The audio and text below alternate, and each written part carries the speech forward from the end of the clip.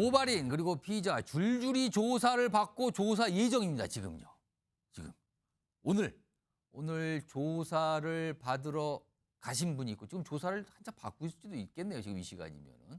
근데 조사를 받으러 갈 때 모습이 좀 있었거든요. 확인해 보겠습니다. 법은 정쟁의 대상이 될 수가 없고 그 입법기관으로부터 이런 어떤 제재를 당하는 이런 행위들이 있어서는 안 되고 진실이라는 게 수사기관에서 명확히 밝히면 되는 부분이지 결론이 나기 전에 알가불고 하는 거 그 자체가 문제가 있다고 상당히. 자, 지금 한 부분의 모습만 나오는데 화면 좀 볼까요? 지금 이 사안이요. 이게 이제 명품백 논란이잖아요. 요게 고발건이 지금 보면 3건이나 있어요. 근데 이제 고발의 방향이 각각 좀 다른데 자, 이 화면 좀 보면서 서정욱 변호사, 시청자 여러분께서 아주 쉽게 알 수 있게 이 고발건이 왜 3건이나 되는 거 가까이 뭔지 좀 설명해 주세요. 지금 이제 먼저 이제 최재형 목사 있잖아요. 예. 이분을 고발한 단체가요. 예. 이제 2개가 있는 거죠.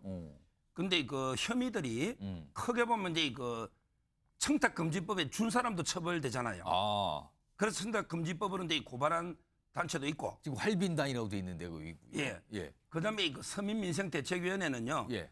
주거침입인들 이제 속여가지고 우리가 남의 집에 들어갈 때 허락을 했죠, 들어오라고. 예. 근데 진짜 목적을 말했으면 허락 안 했을 거 아니에요. 그때 영상을 뭘 찍었다 그거죠. 예를 들어 어떤 택배 기사를 위장해서 집에 들어온다거나 이럴 때 주거침입 된다는 판례가 있잖아요. 예. 그걸 유추해서 주거침입. 예. 그다음에 경호원을 속여버렸잖아요. 그러면 이게 위계에 의한 경호 업무를 방해한 거 아니냐. 이렇게 큰 방향에 2개의 고소가 있는 거고. 최 목사를 향한 고발건이 2개가 있는 거고요. 예, 화면 좀 다시 한번 불러주세요. 제가 알기로는 여기에 또 명예훼손으로 고발한 단체도 있을 거예요. 아마 방송에 2개 됐지만 예. 크게 보면 이게 명예훼손, 청탁금지법, 예. 그다음에 저 청탁금지법에 옆에 무고도 있어요. 무고. 이렇게 한 5개 법으로 여러 개의 단체가 고발했고. 그거는 고발건이 최 목사로 간 거고요. 그렇죠. 그리고 다른 건 또 하나가 있는데 이건 뭡니까? 밑에 있는 그거는 거는? 이제 반대로 김건희 여사를 이제 서울의 소리 있잖아요. 예. 여기는 이제 김건희 여사하고 윤 대통령까지 같이 이제 고소한 거죠. 이것도 청탁금지법 위반 이걸로. 예. 근데 김건희 여사는 이제 고발했는데 처벌 조항이 좀 애매하고요. 근데 윤 대통령은 언제 알았냐? 미리 알고도 빨리 신고 안 했으면 예. 여기 그것도 문제되잖아요. 따라서 이제 2분을 내외를 같이 이제 고발한 거죠. 청탁금지법. 크게 보면 지금 3건의 고발건을 지금 검찰에서 들여다보고 있는 거죠. 다 지금요. 자, 그럼요. 아까 영상에서 오늘 조사받으러 가는 분 한 분 계셨잖아요. 화면으로 좀 이 조사 일정이 지금 구체적으로 좀 나오고 있는데 화면 좀 보겠습니다. 자, 여기 보면은요. 서민민생대책위원회 활빈당. 그러니까 각각 이제 고발한 거예요. 그 최 목사에 대해서. 오늘 고발인 조사를 지금 받고 있을 거예요. 오늘 출석을 했으니까. 고발인으로서 조사를 받는 거예요. 그리고 최 목사는 오는 13일에 피의자 자격으로 조사를 받을 예정이라 그러네요. 그리고 지금 서울의 소리 측에서는 오늘 20일에 고발인 자격으로 또 조사를 받을 예정이라 그러네요. 각각의 일정이 지금 잡혀 있는데요. 그러면 이제 검찰이 뭔가 속도를 내면서 지금 계속 들여다보고 있는 건데 서정욱 변호사, 관심사는 많은 분들이 이제 궁금해하는 거는 김건희 여사도 조사 대상이 되는 건가?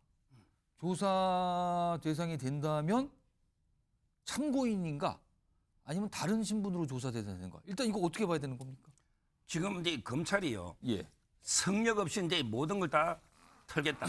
성역 없이 조사한다. 예. 이래서 이제 진짜 조국 팀에 있던 에이스 검사들 3명 포함해서 이번에 전담팀을 만들었죠. 조국 대표 과거에 수사했던 그 검사들이에요. 검사 지금요? 2명하고 그다음에 이 기획검사하고 예. 송경호 지금 이 가장 아끼는 에이스 3명을 투입한 거예요. 예. 그렇다면 저는 아마 이제 대통령실과 상당히 긴장 관계가 일 정도로 대통령실에서도 이게 무슨 의도인가? 예. 이원석 총장이 반기를 들었나? 이 정도로 이게 의아한 상황입니다. 그럴 정도로 지금 투입된 검사나 지금 조사하는 이 상황을 보면 그렇게 보이는 겁니까 지금? 그렇죠. 아마 이제 이 전담팀에서 3가지 정도는 해야만 이게 특검이 필요 없을 정도로. 예. 어차피 특검이면 그래 하거든요. 예. 하나가 바로 이 대통령실을 압수하겠다. 이러면 이게 또 파란이 일 수 있죠. 왜? 창고에 보관되는지 한번 보자. 그 파우치가. 옛날에 지금이 완전 용산이지만 과거에 청와대를 압수수색한다는 거는 이거는 굉장히 큰 이슈잖아요, 항상. 예, 그게 하나가 이제 변수고. 예. 2번째가 이제 김 여사 그냥 소환해야 되겠다. 우리가 찾아가 방문이나 서면으로 안 되겠다. 방문 조사, 서면 조사 아니고 소환 조사를 만약에 한다면 피의자죠. 고발 당해서 일단 피의자입니다. 피의자다. 참고인 될 수가 없어요. 고발 당한 그럼 피의자입니다. 피의자가 되는 거다. 예, 아마 그게 또 파란이 하나일 것 같아요. 소환했을 때, 거기에 또 포토라인이 어떻게 되는지 예. 이런 부분이 하나 있을 수 있고요. 예. 아마 이제 그다음에 세 번째가 윤 대통령 조사입니다. 대통령까지도 고발됐으니 뭐 대통령은 서면 조사할 겁니다. 뭐 이 정도는. 근데 대통령은 현직 조사한다는- 때는 뭐 소추 안 되고 뭐 이런 거 있지 않습니까? 소추는 안 해도 그 조사를 한 예가 있죠. 조사는 된다. 소추는 못하지 물론. 근데 조사는 해낼 때가 있거든요. 예. 서면으로 물어볼 수도 있고. 아마 이런 거 세 가지가 상당히 저는 대통령실과 검찰 간의 긴장이 일 수 있는 이 정도가 다 이루어진다면 뭐 특검이 필요하겠습니까? 소정욱 변호사 예상하기로는 그러면은 서면 조사, 김건희 여사에 대한 조사가 이루어질 걸로 보시는 거잖아요, 지금. 지금 검찰의 분위기는 소환 조사. 소환 조사로 전망하시는 거예요? 분위기로는 지금 그 정도로 압수해까지 검찰에는 이제 이번에야말로 검찰의 그 운명을 걸고 성역 없이 해야 된다. 그럼 이런 데 분위기예요. 대통령실하고의 갈등 충돌이 있는 거 아닙니까? 있을 그거는? 수 있죠. 있을 수 있어요. 그거는 이제 이원석 총장의 임기가 9월까지거든요. 예. 그래서 아마 이제 앞으로 좀 지켜봐야 됩니다. 그러면은 이게 국민의힘의 전당대회라는 한 축으로 여당에서 움직이고 지금 검찰과 대통령실은 또 긴장관계에 있고 이렇게 전망하시는 건데 자 그럼요 이원석 검찰총장 뭐 최근 그리고 오늘 목소리도 있습니다. 들어보겠습니다. 서울중앙지검의 일선 수사팀에서 오로지 증거와 법리에 따라서만 신속하고 엄정하게 수사하고 또 처분할 것이기 때문에 그 최재형 목사가 언론에 여명특배 선물 직무 관련성 없다고 했는데 이거에 대해서 좀 어떻게 보시는지. 개별 사건은 따로 네네. 좀 어떻게 일선 보세요? 검찰청에서 모든 사건은 원칙대로 수사할 것이니 여러분께서 지켜봐 주시길 부탁드립니다. 고맙습니다. 김상희 평론가님 네. 어떻게 될 걸로 전망하세요 지금? 글쎄요, 이제 서정욱 변호사 말에 오랜만에 그래도 좀 공감을 하게 되는 부분이 많은데요. 지금 방금 하신 설명에 네. 대해서요. 검찰은 권력의 눈치를 굉장히 많이 보지만 그 권력의 지지가 무너지거나 권력의 향배가 바뀔 것 같을 때는요. 조직을 먼저 생각합니다. 지금 총선 참패가 있었잖아요. 예. 그러면 이게 아직 3년이나 남긴 했지만 어떻게 될지 모르잖아요. 그래서 조직에 대한 어떤 국민의 불신을 일정 부분까지는 위험 수위에서 아래로 떨어뜨려 놓을 필요가 있다라고는 판단한 것 같아요. 근데 그게 용산과의 갈등까지 갈지는 저는 잘 모르겠어요. 어떤 조직의 존재의 의미라는 차원에서 조직을 위해서 할 일이 필요하다라고 느끼고 있는 거는 같은데 예. 그것이 그동안 야당이나 국민들이 의구심을 가졌던 불공정성, 예. 어떤 형평성을 지키지 않기 때문에 한쪽으로만 너무 과다한 어떤 탄압적으로까지 보이는 과도한 수사 이런 것들을 조금 불식시킬 필요가 검찰한테 좀 저는 있다고 봅니다. 그렇지 않으면 앞으로는요 국민들은 검찰 안 믿고 전부 다 특검하자 그럴 수도 있어요. 일단 기본적으로 불신의 대상이 되는 것을 좀 막기 위한 게 훨씬 목적이 커 보이고 그러는 와중에 용산이 지지율을 회복한다면 저는 또 눈치를 다시 볼 거라고 봅니다. 근데 지금 이렇게 쭉 뭐 레임덕 비슷하게 가고 그다음에 뭐 희망이 보이지 않는 모습으로 가고 국민의 지지가 회복이 안 된다면 검찰의 조직의 존재를 위해서 좀 움직일 가능성이 있어 보인다 이런 생각이 듭니다. 박용훈 부의장께서는 지금 민주당 소속이니까 서정욱 변호사가 전망하신 저 정도의 수위의 검찰 조사가 이루어진다면 특검이 필요 없어지는 거 아닙니까? 근데 저는 이렇게 생각해요. 이제까지 최상병에 대한 사건도 그렇고 예.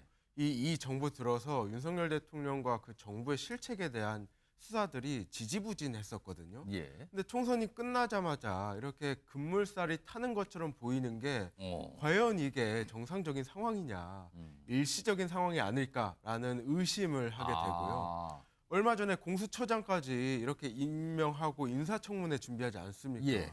근데 공수처장을 한동안 임명하지 않고 있다가 총선 끝나자마자 최상병 특검이나 김건희 여사에 대한 도이치모터스 주가 조작 의혹 이런 게 수사 진행되고 있다라고 연기를 피우기 위해서 임명한 것 같거든요. 그래서 일시적으로 수사가 진행되는 것 같지만은 예. 향후 더 지켜봐야 된다. 정말 이 수사가 공정하고 검경이 어떤 노력을 하고 있는가에 대한 평가는 나중에 좀 더 해봐야 될 것 같습니다.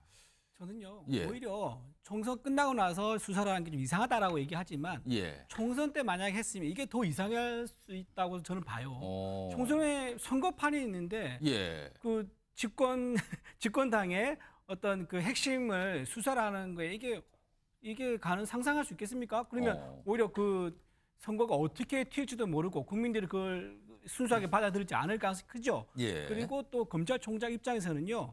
9월에 임기가 끝납니다. 그러니까는 총선이 끝났고 그러면 적어도 이때 끝난 다음에 수사한 거는 비난이 훨씬 덜 하겠죠. 그리고 본인이 나가기 전에 후임 검찰총장한테 부담을 안 줘야겠다. 이제 그런 이제 생각도 있을 거예요. 그렇기 때문에 지금 타임에 검찰이 수사하는 거에 대해서는 그렇게 오해를 좀 하지 않으면 좋겠다. 이런 생각 말씀드립니다. 근데 그거는 예.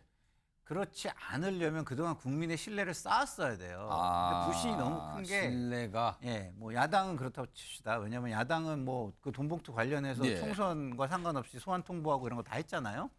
그러면은 그런 거는 똑같은 잣대라면은 그런 것도 자제를 했어야 되는 거예요. 예. 그런 거를 뭐 자제를 했다면 국민들이 검찰이 그래도 좀 뭔가 진정성이 있구나라고 신뢰를 좀 해줄 수도 있는데 지금은 보이는 모습이 불신이 너무 크기 때문에 예. 저런 모습이 결과가 나오기 전까지는 쉽게 저게 쇼일 수 있다라는 의구심을 떨쳐버리기는 어려울 겁니다.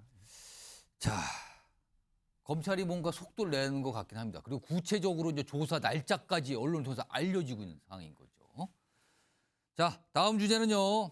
야당 주제로 좀 넘어가 볼까요? 지금 야당의 이게 뭐 과제라기보다는 어떤 절차가 남았는데 이제 국회의장 후보를 뽑아야 돼요. 왜냐하면 다음 국회도 이제 다수당이 됐기 때문에 민주당 몫이거든요. 이분들이 근데 최근에 여러 가지 얘기를 하는데 이게 좀 많은 분들이 막 생각을 하고 있단 말이에요. 그 내용에 대해서 이 주제로 좀 가보죠.